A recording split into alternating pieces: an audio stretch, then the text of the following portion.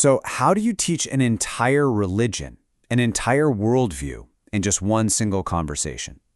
That's the question at the heart of this incredible story we're going to unpack today. It's got a mysterious visitor, 3 incredibly deep questions, and a lesson so perfectly crafted it became a foundational curriculum for one of the world's biggest faiths. The whole story kicks off on what seems like a totally normal day. You've got the Prophet Muhammad and his companions. They're all gathered together, just like they would any other afternoon. But yeah, this day is about to be anything but ordinary. Suddenly, their gathering gets interrupted. And this is where the mystery really starts to build. A man appears, but he's basically a walking contradiction. He's an enigma in plain sight, and he just immediately grabs the attention of every single person there. Okay, so the first detail about him is just stunning in its perfection. You have to remember, we're in the Arabian desert, a world of dust and wind and sand. For someone's clothes to be described as exceedingly white isn't just unusual, it feels impossible. It suggests this almost otherworldly level of clean. And the contrast is just as sharp. His hair isn't just dark, it's exceedingly black. Not a speck of dust, not a hair out of place.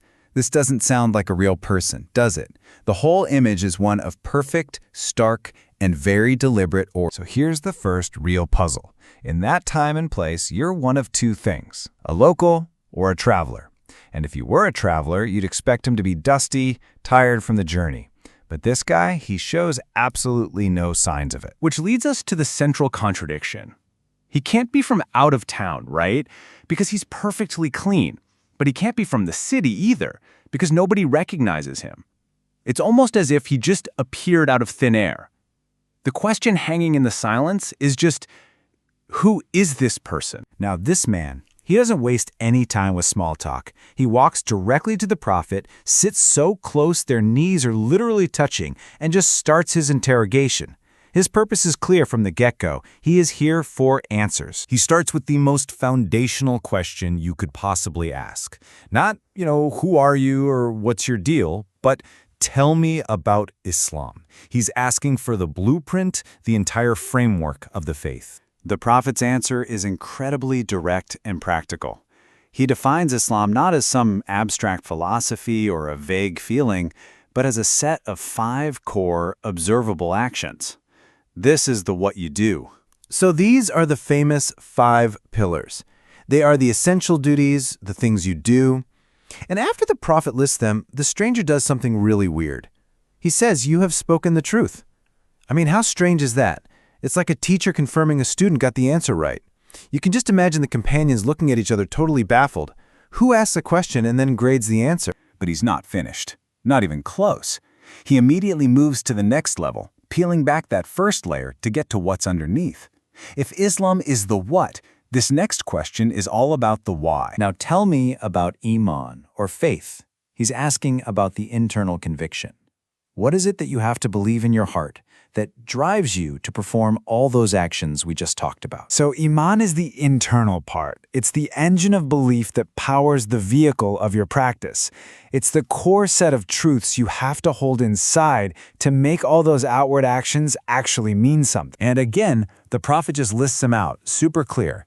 Belief in God, in angels, in the holy books, the messengers, the last day, and in divine destiny. And for the second time, the stranger says, "You have spoken the truth," just making the whole situation even more mysterious for everyone watching. So let's just pause and put these first 2 ideas together because this is so key. The teaching gives us this powerful duality. You have Islam, which is like the body. It's the outward, physical actions that you can see. And then you have Iman, which is the soul, the unseen beliefs that you hold inside. To have a complete faith, you really need both. One is the what, and the other is the why. Okay, now for the final question. This is where the lesson really builds to its peak. The stranger moves beyond what you do and what you believe, and now he asks about something even deeper, the how. How do you live and worship in every single moment? Ihsan is a tough one to translate, but it's something like excellence or spiritual perfection. The stranger is basically asking, what's the ultimate goal here? What does it look like when the body, Islam, and the soul, Iman, are working in perfect, beautiful harmony? And this This might be the most powerful line in the entire story. The answer isn't another list of rules or beliefs. It's a state of being, a state of consciousness. It's all about sincerity and this constant awareness. It's living with the knowledge that there's a divine presence, and that awareness transforms every action, every belief into something truly profound. So after this final, incredible answer, the man just gets up and leaves. The companions are left in this stunned silence. The mystery of who he was is just hanging in the air. The prophet actually waits for a while. He lets the moment sink in, and then he finally asks them, "Do you know who the questioner was?" And here it is, the big reveal. The prophet says, that was Jibril, the archangel Gabriel, not a human at all, but a divine messenger disguised as one. And suddenly it all makes sense. The impossible cleanliness, the lack of travel signs, that strange way of questioning, it all just clicks into place. And this just lays bare the whole point of the encounter. It wasn't an interrogation, it was a performance. It was a live, interactive lesson designed specifically for the companions. By asking the questions in that specific order, from actions to beliefs to consciousness, Gabriel laid out the entire curriculum of the faith in a way that was just so logical, so memorable, and so incredibly profound. Ultimately, the story shows us the sheer power of a perfectly structured lesson. It leaves us with a final thought to chew on. What is it about this specific progression, from our actions to our beliefs to our pure consciousness, that makes it such a timeless and effective model for teaching?